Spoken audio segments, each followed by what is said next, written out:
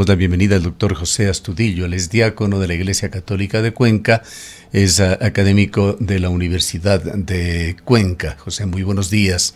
Quisiéramos conocer de qué manera la Iglesia Católica, sus organizaciones dentro de Ecuador, han visto el arribo del nuevo Papa, León XIV, el cardenal Robert Francis Prevost, con origen en los Estados Unidos, pero un fuerte arraigo, incluso con nacionalidad peruana. Bienvenido.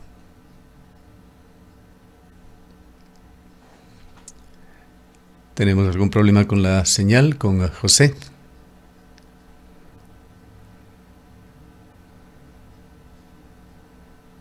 A ver, José, si nos escucha. Si aparentemente no nos está escuchando el audio. Bien, mientras arreglamos este problema de carácter técnico, les comentamos algo más sobre el nuevo Papa. Él fue visionero, Robert Francis Prevost. En 2023, antes de ser llevado a Roma por Francisco, era vicepresidente de la Conferencia Episcopal en Lima, la capital. Les habló a los pobres en su idioma, exigió al autócrata Alberto Fujimori que pidiese perdón a las víctimas de sus prácticas represivas. Cuando estalló el escándalo de abusos sexuales en el sodalicio para la vida, fue uno de los pocos que escuchó a las víctimas y llevó el caso hasta Francisco, quien terminó por disolver esa congregación. A ver si nos escucha José Astudillo. Estoy escuchando, ¿aló? Ya, le habíamos ¿Se me dado escucha? paso ya anteriormente, pero no nos escuchaba. Bienvenido, José. Ya. Le preguntaba cómo las organizaciones locales de la Iglesia Católica han visto el arribo del nuevo Papa León XIV, el cardenal de origen norteamericano con fuerte arraigo y nacionalidad peruana. Muy buenos días, Gustavo. ¿Sí me están escuchando en este momento? Sí, le escuchamos muy bien. ¿Y usted a nosotros? Per- Perfecto, Ok, perfecto. Ahora sí. vamos adelante. Muchísimas gracias, Gustavo, y un saludo grande desde la Amazonía a todos los que escuchan y ven Antena 1 Radio Video. Yo creo que hemos acogido con una enorme alegría todas las organizaciones al interior de la Iglesia la elección del Papa León XIV. Sobre todo porque recoge esa historia importante en la Iglesia de León XIII. Hay que recordar que León XIII es el Papa que da la encíclica Rerum Novarum, que es una encíclica que da paso efectivamente a todo lo que es la doctrina social de la Iglesia. Dentro de la Iglesia, pues hay líneas, hay énfasis en la evangelización, como está el tema de la familia, el tema de la liturgia, el tema de los jóvenes y así, ¿no es cierto? Varias líneas, la catequesis misma, pero la situación de la pastoral social es una situación que también es una línea importante en la Iglesia. Y el Papa León XIII ha dado pues esta encíclica que ayudó para fortalecer la presencia de la Iglesia en la gente, la caridad de la Iglesia, la solidaridad de la Iglesia. Entonces, creo yo que el Papa León XIV, en coherencia y en consonancia con su vida, con su opción preferencial por los pobres, sabemos que ha sido muy seguidor, lector, y no solamente lector, sino también un misionero que ponía en práctica lo que Gustavo Gutiérrez en el Perú mismo ya hablaba, ¿no es cierto? Gustavo Gutiérrez es el prácticamente padre de la teología de la liberación, el teólogo peruano muy querido también por el Papa Francisco, ¿sí? Entonces, tenemos allí una alegría inmensa porque sabemos que uno de los desafíos importantes que tiene en este momento la Iglesia en la sociedad civil, en la humanidad como tal, es hacer presente el rostro de Dios, sobre todo entre los más pobres, entre los más vulnerables y hoy más que nada en la situación de migración. Así es que la alegría ha sido grande para la iglesia en general y para las organizaciones que trabajamos justamente en los ámbitos de la pastoral social, en los ámbitos de la opción preferencial por los pobres. Cuéntenos un poco, José, su visión sobre cómo se mueve la iglesia, sobre todo en los altos estamentos que dirigen el Papa, los cardenales, las estructuras que existen allá en Roma. Qué visiones, qué líneas de pensamiento, cómo se puede definir ese legado reformista del Papa Francisco y cómo se puede definir también esas otras visiones que abogan por una iglesia más tradicional. Bueno, sabemos nosotros que, primero, teniendo la alegría de que la iglesia en este momento se presenta, digamos, como fortalecida, unida. A mí me parece que esa es una de las primeras cosas que hay que recalcar. En la cuarta votación, pues, ya se tuvo las tres cuartas partes para elegir al Papa. eh, León XIV. Y eso da la impresión efectivamente que hay una fortaleza en la iglesia. Y de hecho, hay en la iglesia tendencias. Nosotros sabemos muy bien que hay una tendencia hacia la recuperación de la iglesia como estructura, una iglesia más normativa, seguidora de las leyes, cumplimiento pues de las normas y de las reglas. Y muchas críticas ha tenido el Papa Francisco porque rompía con los protocolos, no solamente con los protocolos formales, visibles, el hecho de dejar de vivir en la suite papal, en el palacio papal, e ir a vivir en el Colegio de Santa Marta. Eso, más allá de ser una formalidad, representa una clara crítica a los privilegios que tiene la iglesia. Entonces, hacerse una iglesia mucho más sencilla, mucho más humilde, comer junto con las religiosas, con la gente que va al colegio Santa Marta, un papa efectivamente cercano a la gente. Entonces, la tendencia efectivamente de algunos grupos sí era como recuperar esa iglesia de privilegio, es decir, esa estructura jerárquica. Una de las cosas más criticadas por el Papa Francisco también era el clericalismo. El clericalismo es esa forma de guardar la estructura desde arriba hacia abajo de la iglesia que históricamente se ha mantenido.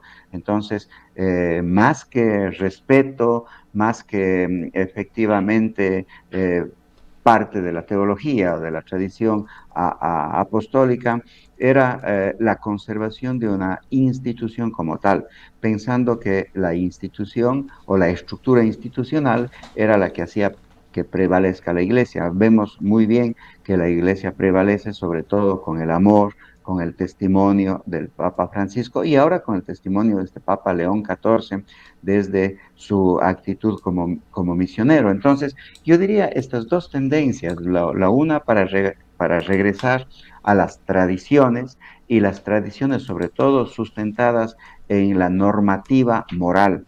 Diría yo, una iglesia más centrada y pegada a los moralismos. Y otra iglesia que está entendiendo pues las nuevas realidades, la realidad del mundo actual y que al decir del Papa Francisco, lo que invitaba al clero, lo que invitaba a los sacerdotes, a los bautizados, a los diáconos, a toda la feligresía, es una iglesia que va a las periferias, una iglesia que va al encuentro, que sale al encuentro. Francisco mismo decía que le gustaba una iglesia más que se ensucie y no tan limpia, ¿sí? Y claro, una tendencia, como usted dice, Gustavo, es tratar de mantener una iglesia pura, limpia, sin ensuciarse, efectivamente, visiblemente cumpliendo con ciertas normativas y moralismos. Y lo que ha iniciado el Papa Francisco es esta iglesia que sale hacia las periferias. Y vemos en el discurso del Papa León XIV, en la presentación, digamos que él resume su presentación, su discurso, como en tres tendencias muy importantes. Una iglesia con los brazos abiertos, ha dicho. Él quisiera una iglesia como la Plaza de San Pedro. La Plaza de San Pedro es una plaza que recibe a todos, ¿sí? Sin importar religiones, sin importar credos, sin importar nada. Es decir, ahí está, la plaza es el lugar donde todo el mundo se concentra, donde todo el mundo se congrega. La otra cosa que ha dicho es una iglesia que sea camino, una iglesia que invite efectivamente a levantarse, a ir al encuentro, al diálogo, y una iglesia que trace puentes. Por lo tanto, vemos nosotros que el Papa León XIV prácticamente sigue el legado que ya ha dejado el Papa Francisco. Una iglesia con los brazos abiertos, que sea camino y que trace puentes. Ahora que le escuchaba a Monseñor eh, Luis Gerardo Cabrera, que muy emocionados los cardenales allá en la elección, casi todos a los que les he podido escuchar coinciden que efectivamente hay la presencia del Espíritu, y para mí la presencia del Espíritu está en la capacidad de tener el corazón abierto de las personas para que teniendo el corazón abierto se tracen relaciones e inmediatamente se lleguen a consensos, a acuerdos. Y casi todos coinciden por encima de las lenguas, por encima de las diversidades, por encima de los colores. Es un cónclave que ha tenido diversidad de participantes de diferentes países, de diferentes culturas. Por encima de esto está el amor. Entonces, yo creo que cada vez más en este mundo en donde prima la incertidumbre, en donde prima efectivamente el individualismo y los tener la posibilidad de una iglesia que trace puentes, que provoque el encuentro, es lo mejor que nos puede pasar. ¿Qué expectativas se deben y se pueden tener con respecto a la acción de la Iglesia en los grandes conflictos internacionales que existen actualmente? Grandes países gobernados por gobernantes muy controversiales, cuasi villanos. Pensemos en las actitudes, por ejemplo, del presidente de Rusia, Putin, Creo del primer ministro de... que no ¿No nos nos está escuchando? A ver si nos escucha. conectamos. Si quizá le está llegando la señal un poco tardía, nos decía usted que está en el oriente ecuatoriano y las condiciones del internet a lo mejor no ayuda. A ver si nos escucha, José, y nos confirma. Sí, lamentablemente no tenemos una buena señal. ¿Nos escucha ahora? Sí, creo que ahora sí le escucho. A ver, Algo está pasando trataré de con ser el internet. corto en la pregunta, a ver si nos escucha. Solamente confírmenos que nos esté escuchando. Sí, ahora sí le Ya, escucho le perfectamente. preguntaba qué expectativas puede tener el mundo en la acción de la Iglesia en los grandes conflictos internacionales con países gobernados por presidentes, primeros ministros muy controversiales como Putin, como el primer ministro de Israel Netanyahu, esa situación gravísima que se está dando en Gaza, los ataques a una población indefensa que rayan ya con un genocidio, o las acciones del presidente de los Estados Unidos, de la primera potencia mundial, tratando de llevar adelante un gobierno totalitarista en un país que se ha distinguido justamente por los equilibrios pesos y contrapesos de una democracia que se mostraba fuerte. Hay desafíos globales muy grandes, los conflictos internacionales en Gaza, en Ucrania, en Siria, India, Pakistán, en muchos países africanos, Sudán del Sur, República Centroafricana, Nigeria, Somalia y otros. Hay mucho por hacer por la paz mundial, que fue uno de los temas que fueron aludidos en su primer discurso por el Papa. ¿Qué expectativas, le reitero, desde el punto de la pregunta, se puede tener en el accionar de la Iglesia sobre estos conflictos? Sí me están escuchando, ¿no? Sí, sí, a usted le escuchamos Perfecto. perfectamente. Uh-huh. A mí me parece que ese desafío que tiene la Iglesia es con el que se presenta el Papa León XIV en la Plaza de San Pedro. Recordemos que el Papa León XIV se presenta con esta frase preciosa. Para mí, la que inaugura la Pascua, que la hace Jesucristo. La paz esté con ustedes. La paz esté con ustedes.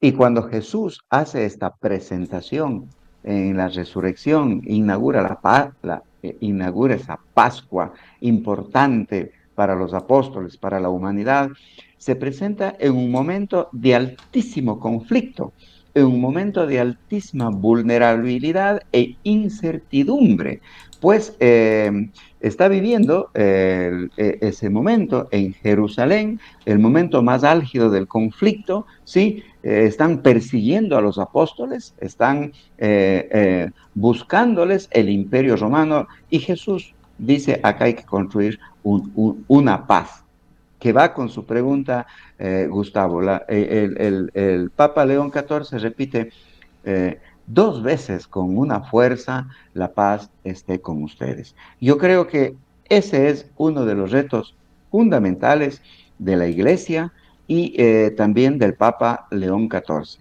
la construcción de la paz, pero no una paz de las tumbas, no una paz de los muertos, no una paz de los acuerdos y de olvidos de la justicia. Cuando hablamos de paz, hay que recuperar también del Concilio Vaticano II, ¿sí? Y del encuentro que realizaron los obispos en Medellín después del Concilio Vaticano II, ese famoso concepto que dice la paz es la obra de la justicia. Entonces, no podemos esperar en el mundo una paz si no existe justicia en los pueblos. No podemos esperar en el mundo una paz, ¿sí?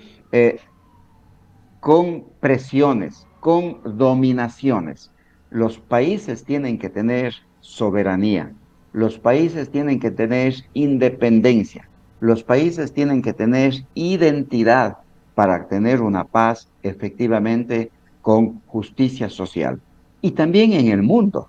La paz tiene que ser con todos nosotros, la paz tiene que ser en los barrios periféricos, la paz tiene que ser con los migrantes, la paz tiene que ser con la movilidad humana. No puede haber paz en el mundo si seguimos poniendo muros, si a Trump se le ocurre seguir instalando muros, persiguiendo a los migrantes. Allí no puede haber paz. Entonces, el desafío es enorme en el mundo porque el Papa León XIV nos está invitando a una lucha y a un compromiso fundamental con la justicia social, para que ese sea el camino de llegar a construir la paz. Mire usted que él justamente cuando hace esta presentación, él en su discurso dice, pues, la humanidad entera, el mundo necesita de la luz, la humanidad necesita como él el puente para ser alcanzado por el amor de Dios. Ayudémonos los unos a los otros a construir puentes con el diálogo, el encuentro, uniéndonos todos para ser un solo pueblo, siempre en paz. Entonces, yo creo que ese desafío está allí planteado, se ha presentado el Papa León XIV promoviendo la paz, deseando la paz e invitándonos a trabajar por la justicia en el mundo y en cada uno de nuestros países, en cada una de nuestras ciudades, a construir la paz, primero comprometiéndonos con la justicia. Un tema también, esto quizá más cercano, es aquel relacionado con el derecho al trabajo, la justicia social, la falta de oportunidades que llevan en nuestro país a jóvenes y hasta niños a la delincuencia. O tenemos estas escenas cotidianas aquí en la ciudad de Cuenca y en todo el país de estudiantes de posgrado. Usted que trabaja en la Universidad de Cuenca, estudiantes de posgrado que no pueden ejercer, no tienen en dónde, que tienen que salir del país, una fuga de cerebros que es muy dañina para Ecuador y que no pueden siquiera cumplir con las obligaciones financieras adquiridas para sus propios estudios. Esto se traduce en esa tragedia de la migración. El Papa León XIV Conocemos que ha abordado el tema del derecho al trabajo en su primer encuentro con los cardenales. En su discurso destacó la importancia de la dignidad humana, la justicia, el trabajo, vinculando estos principios con los desafíos actuales de la revolución tecnológica, la inteligencia artificial y la xenofobia que se evidencia en varios países del mundo, particularmente los países del primer mundo. Creo yo que esto es interesante en el Papa León XIV porque, como le decía anteriormente, él retoma la encíclica del Papa León XIII, que justamente la encíclica Rerum Novarum es una encíclica que retoma la situación de los obreros, que es la situación del trabajo. Y en esa encíclica hay una crítica fundamental al enriquecimiento y al crecimiento de las desigualdades, a la pérdida de los derechos de los trabajadores frente efectivamente a las grandes concentraciones del capital en las empresas. Entonces, yo creo que acá está una oportunidad increíble para pensar en los derechos de los trabajadores. Tengamos muy en cuenta que los derechos de los trabajadores tienen que ver efectivamente con la acumulación del capital. Y esto no quiere decir que efectivamente el Papa León XIII o el Papa León XIV esté haciendo una crítica a la empresa o a la propiedad privada. En la encíclica Rerum Novarum efectivamente comienza diciendo que es importante la empresa y el surgimiento del capital, siempre y cuando ese capital no se acumule en pocas manos. Yo creo que una de las situaciones que está pasando en el mundo en este momento es una extrema acumulación de capital en ciertos sectores. Vamos a vivir en el mundo una depresión, efectivamente, una recesión económica, ya lo están viviendo en Estados Unidos, está también en Europa, la situación del trabajo es muy difícil, no digamos en nuestros países, y esta recesión es porque se quiere pasar la factura de la crisis mundial a los sectores más vulnerables, a los sectores trabajadores. Y este es el momento de comenzar a pensar a nivel mundial en la situación efectivamente de cómo hacer una empresa, de cómo hacer que el capital crezca, pero que crezca recuperando también todos los elementos que están considerados para la producción. No podemos esperar que exista una acumulación de capital y no observemos las externalidades que este provoca en el planeta, en los recursos naturales. A muchos grupos económicos les interesa hacer mucho dinero y no quieren invertir en recuperar el suelo de donde provienen los materiales, donde extraen la riqueza. Por ejemplo, reforestar, por ejemplo, recuperar suelos que han sido utilizados para producción de monocultivos. El capital, la gran empresa, tiene que recuperar el suelo del cual extraen su energía. No digamos si tomamos como ejemplo la minería, ¿sí? De donde extraen minerales y allí existen externalidades tan fuertes como son en las culturas, en la sociedad y que muchas veces la acumulación de capital no considera todos esos efectos Tratemos socioambientales. justamente No de digamos estos problemas a nivel de cotidianos, los obreros. José, tratemos de estos problemas cotidianos. Usted nos decía que está en el oriente ecuatoriano. Incidentalmente, ¿en qué parte Sí, del no se oriente oye se encuentra? la señal. A ver si nos escucha. ¿En qué parte del oriente se encuentra José? Le preguntábamos. Pero yo tengo señal. Lastimosamente sí, le estamos viendo y escuchando, tal vez un retardo en la señal. ¿Nos escucha? ¿Nos escucha, José? Creo que otra vez la señal nos Ya. está... Sí, avísenos si nos puede Sí, escuchar, por lo menos para sí. plantearle una última pregunta. Sí, yo Ya. le escucho perfectamente. ¿En qué parte del oriente ecuatoriano se encuentra usted? Yo me encuentro en Sucúa. Ya. Quisiera preguntarle, hablando de problemas reales, cotidianos de Ecuador, sobre el caso de los niños de Taisha, caso en el cual sabemos usted se ha interesado en sus labores. Los niños de Taisha, que han hecho noticia en estas últimas 2, 3 semanas, que se convierten de alguna manera en el símbolo de ese desarrollo asimétrico de Ecuador, la forma en la que ellos viven su cotidianidad en el oriente ecuatoriano, que paradójicamente es la fuente del petróleo, de la electricidad, de la minería en Ecuador. Muchas gracias. Eh, el caso de la población que vive en el Taisha, en el cantón, uno de los cantones más nuevos, Taisha, con sus parroquias. Hay que considerar que para llegar a Taisha hay carretera, pero para llegar a los GADs del Taisha, a los pequeños juntas parroquiales, sí, hay que movilizarse en avioneta. Y sus viajes cuestan entre 100 y $180 para movilizarse a esos lugares. Entonces, imaginémonos una persona que prácticamente no tiene los medios para vivir y que se enferman los niños, eh, no puede salir a curar a sus niños.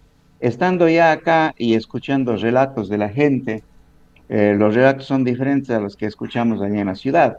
La gente acá comenta, se ha hecho una noticia tan grande cuando siempre están muriendo los niños. Imagínese usted, porque se mueren efectivamente con enfermedades como leptoporosis, que es esta enfermedad que produce pues excrementos, orinas de las ratas, y también con enfermedades por contaminación del agua. Lo que quiere decir el discurso de la zona en donde los niños viven es, esta es una enfermedad de la desigualdad y de la pobreza. Siempre ha habido muertes de niños y sufrimiento de esta población que está completamente abandonada. Pero ahora se agrava más, porque en esa parte de la Amazonía los ríos ya no corren tan rápidamente como corren, por ejemplo, acá en Sucúa. El agua se estanca y la población indígena en muchos de esos lugares tenía un territorio más extenso y en un territorio extenso podía ocupar el agua en unos lugares, pescar también, lavar la ropa y también botar los desechos y el agua pues iba llevando todo eso. Ahora el agua que está estancada, la población sigue allí haciendo pues la utilización del agua para bañar, para lavar, está estancada, entonces va a provocar enfermedades, ¿sí? Por otro lado, también está la contaminación porque hay mucha minería en todos estos sectores. Hay que decir que en Taisha y en el río Santiago, prácticamente en las orillas hay una contaminación total de la minería, que es una minería artesanal, una minería ilegal. Entonces también se mezcla con esas situaciones y la población comienza a tener enfermedades que ya ni las sabemos. Algunos dicen que es fiebre amarilla, otros que es leptoporosis, pues son enfermedades que tienen que ver con las condiciones en las que vive esa población y que el Estado no llega allá. No llega el Estado con centros médicos, no llega el Estado con agua potable, ni siquiera existe una forma de purificar el agua, no llega el Estado con los servicios básicos a esas poblaciones. Entonces, la enfermedad más grande de esas poblaciones es la pobreza y la desigualdad. Hay que tener en cuenta que la provincia de Morona Santiago es una de las provincias donde más se evidencian las desigualdades. Y las desigualdades, sobre todo, las sufren las poblaciones indígenas, que acá es la población Shuar y la población Bien. Achuar. Lamentablemente el tiempo Ahora, se nos ha agotado, José. Le agradecería ahora concluir me he en enterado, unos 30 segundos más. sí, ahora me he enterado que también poblaciones Y yo tengo mucha cercanía con una comunidad que se llama Quintiapanqui, es una Ujú. población que hace turismo comunitario. El día de ayer he llamado para irles a visitar y me han dicho que no vaya, porque todos los que están allí están enfermos. Mm. Estamos hablando de una población a 5 minutos de Sucúa, ¿sí? Por condiciones también de pobreza, por condiciones de falta de atención. Entonces, el gran problema en esta provincia es justamente la pobreza. Y allí el desafío, volviendo al Papa León XIV, la iglesia tiene que volver a ese olor de oveja, olor de chiclayo, olor de misionero para poder no solamente ser puentes, los brazos abiertos, sino tener un testimonio. Una Bien. iglesia testimonial es la que necesitamos ahora en esos sectores justamente Muchísimas donde nos gracias a necesitan. José por habernos acompañado. Realmente las expectativas en el Papa León XIV son enormes, no solamente en Ecuador, en todo el mundo. Le agradecemos mucho por habernos acompañado.